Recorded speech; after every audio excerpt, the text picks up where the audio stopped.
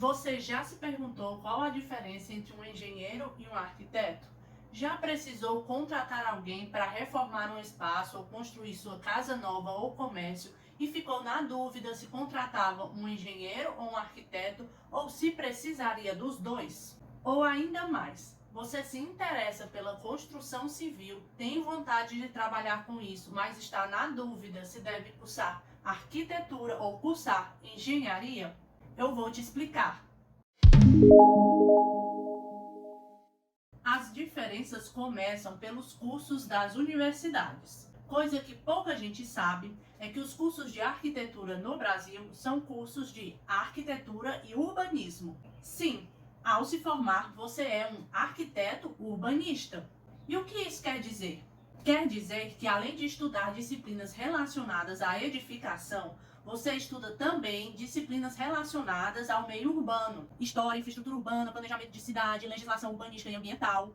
Assim, alguns arquitetos se formam e vão trabalhar com projetos na escala urbana, como a elaboração de planos diretores, a gestão de parques urbanos, regularização fundiária, dentre outras coisas que envolve a aplicação das leis ambientais e urbanísticas e o planejamento da cidade. Na Faculdade de Arquitetura também estudamos disciplinas que envolvem a concepção do edifício. Estudamos a forma como entender a necessidade do cliente e como traduzi-la em um projeto. Vemos projetos de diferentes ambientes: casas, comércios, escolas, hospitais, edifícios públicos, praças, demais áreas livres, muita coisa. Estudamos as medidas dos espaços e do corpo humano como um conjunto de regras e procedimentos que foca no bem-estar físico e mental durante a realização de uma determinada tarefa, ou seja, a ergonomia. Estudamos de forma bem rápida materiais de construção, resistência dos materiais, instalações hidráulicas e elétricas e pré-dimensionamento de estruturas. Mas todos esses últimos de forma bem superficial. Pelo menos no meu curso foi assim. E a meu ver, isso deixa muito a desejar. Estudamos também conforto ambiental, que é a disciplina relacionada ao entendimento do clima e ao comportamento do sol e da ventilação. O impacto disso nas edificações e como projetar de forma eficiente para amenizar os aspectos negativos das condições climáticas e aproveitar os aspectos positivos. Além disso, tem também a questão do patrimônio histórico e cultural, onde entram os edifícios tombados, o restauro desses edifícios. Isso também é matéria dos cursos de arquitetura, embora em alguns isso seja visto de forma muito superficial. Já sobre o curso de engenharia civil, eu não posso falar com propriedade, porque não fiz esse curso, mas vou falar o que eu entendo. No curso de engenharia civil, praticamente não se tem disciplinas de projeto arquitetônico. Essa questão da necessidade de cada pessoa em cada ambiente não se vê. O curso está mais voltado para projetos de estruturas das edificações, projetos elétricos e hidrossanitários, projetos de estradas, túneis, viadutos, que na engenharia são chamados de obras de arte. E também vem muito resistência dos materiais. Na verdade, alguns cursos de engenharia, dependendo da universidade, chegam a ser bem teóricos, vendo muitos cálculos sem ter muita aplicação prática. Assim, quando se formam, muitos engenheiros acabam indo para o mercado financeiro, por exemplo, que é uma área que trabalha com muito cálculo.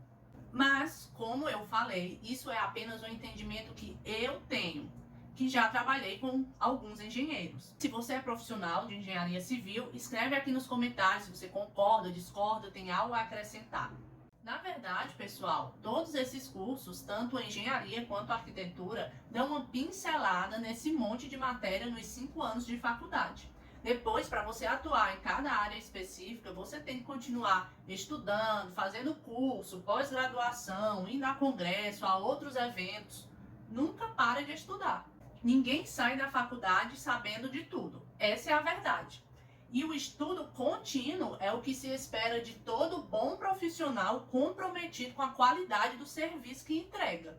Sem falar que, para desenvolvermos os projetos, usamos softwares, que são os conhecidos programas de computador, que agilizam o trabalho de desenho e até de cálculo em alguns casos, e que para usá-los precisamos estudá-los também. Então, se você está começando agora na faculdade, já fica ciente que tem muito chão pela frente.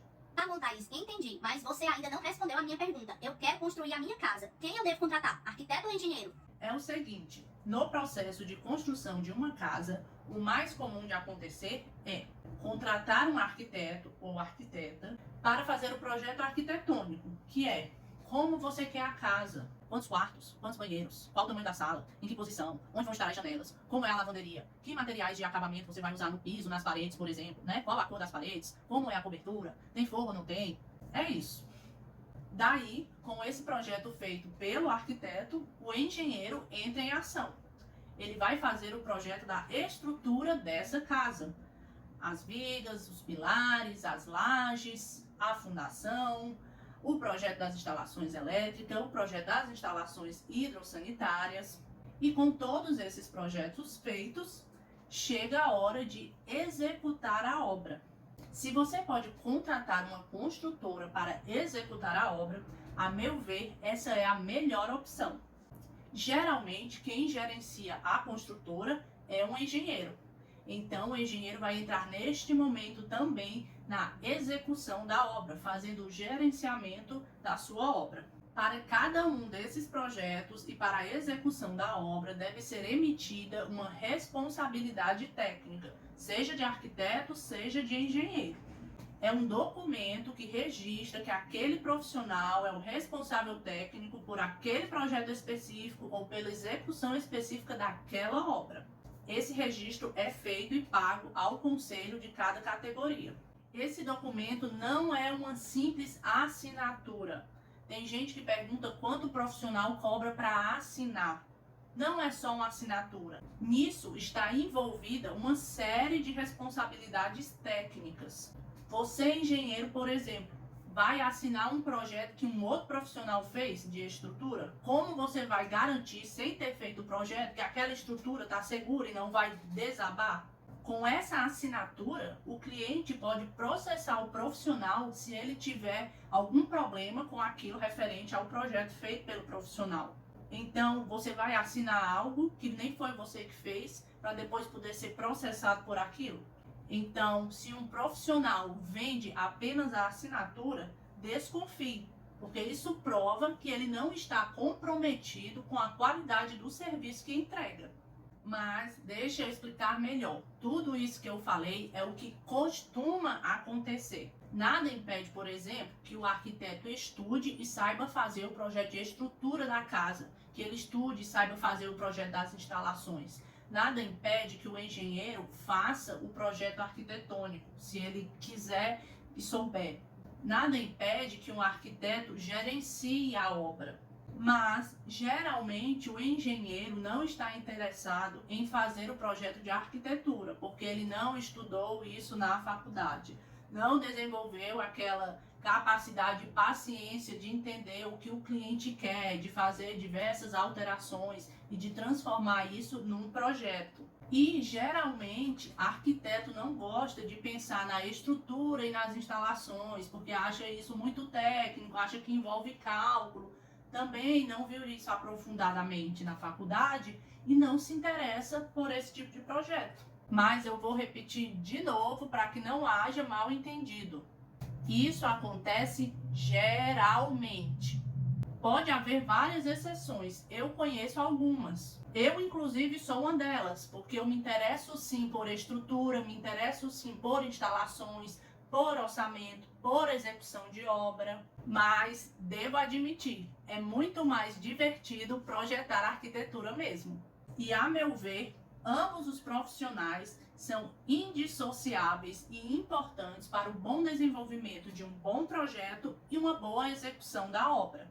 Se você contrata um arquiteto, geralmente ele já tem os profissionais para indicar que vão desenvolver os projetos de estrutura e instalações.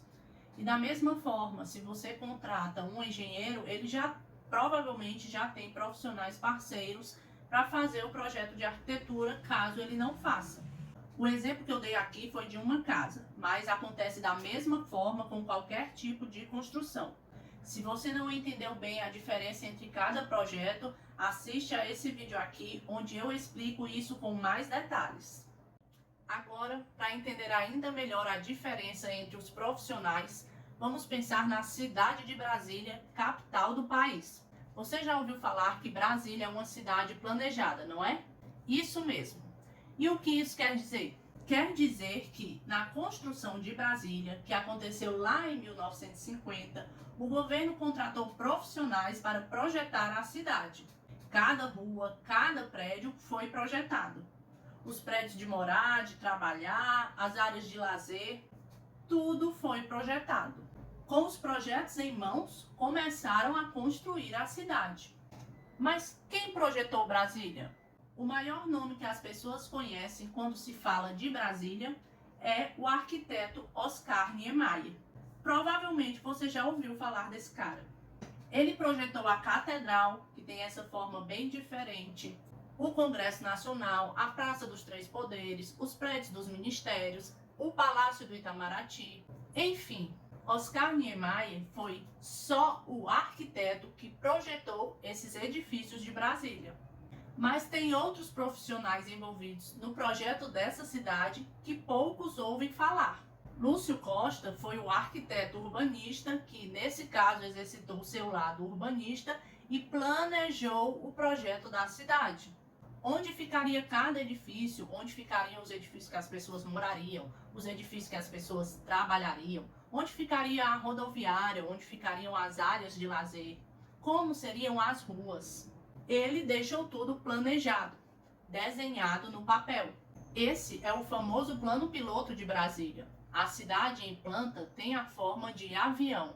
Outro profissional que é muito pouco falado, que inclusive eu tive que pesquisar o nome porque não sabia, é o engenheiro que calculou a estrutura dos edifícios que Niemeyer projetou. Sim, isso mesmo. O Congresso Nacional com aquela forma côncava e a catedral com essa forma bem diferente. Todos aqueles prédios de Brasília que encantam esteticamente, como eles se põem de pé?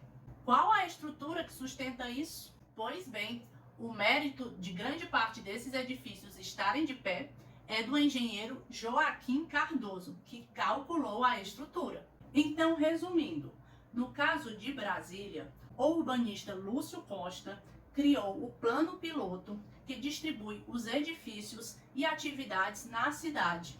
O arquiteto Oscar Niemeyer projetou os edifícios públicos e o engenheiro Joaquim Cardoso calculou a estrutura de grande parte desses edifícios para deixá-los de pé, conforme Niemeyer idealizou. E aí, conseguiu entender a diferença entre os profissionais? Me conta aqui nos comentários se você já entendia, se entendeu agora ou se ainda tem dúvidas. Se você é profissional da área e tem algo a acrescentar, escreve aqui nos comentários. Se ficou alguma dúvida, deixa nos comentários também. Se gostou dessas informações, não esquece de curtir o vídeo, compartilhar e se inscrever no canal. Tchau!